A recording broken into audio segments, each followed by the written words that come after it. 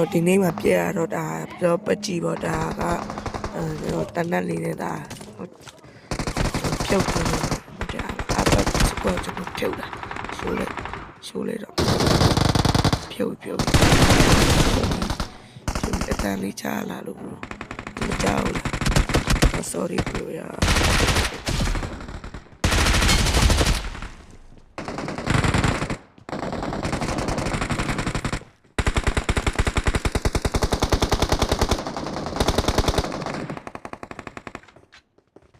ပြတော့သူစကွာ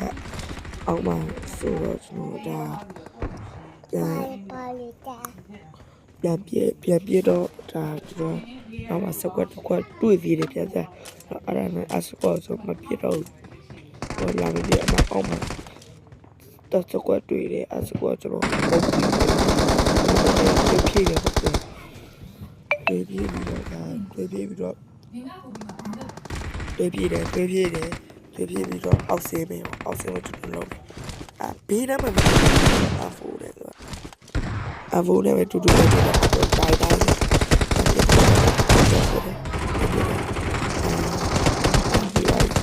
ဘေးမှာတခေါက်ရှိနေလားတခေါက်ပြည့်တယ်ထွက်လာဒီဝိုင်းတော့ဝါရောဒီကောင်ကျွန်တော်စားပြီးတော့ကျွန်တော်လက်တယ်ပြောလို့ပြောရတယ်တော့တကောင်ပြည့်တယ်အဲ့တကောင်ပြည့်တော့ကျွန်တော်ပြန်ပြည့်တော့ဒါပြန်ပြည့်ပြီးတော့ကျွန်တော်သွားတယ်ပေါ့ဗျာသွားတယ်တော့ဘေးမှာပတိတတ်တယ်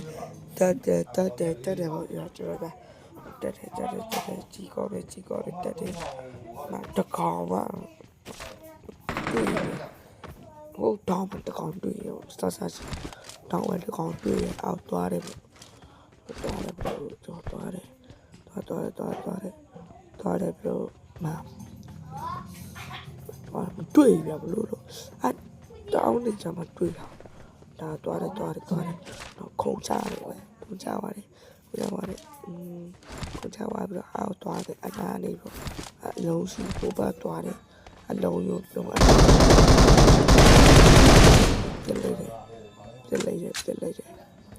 က်တယ်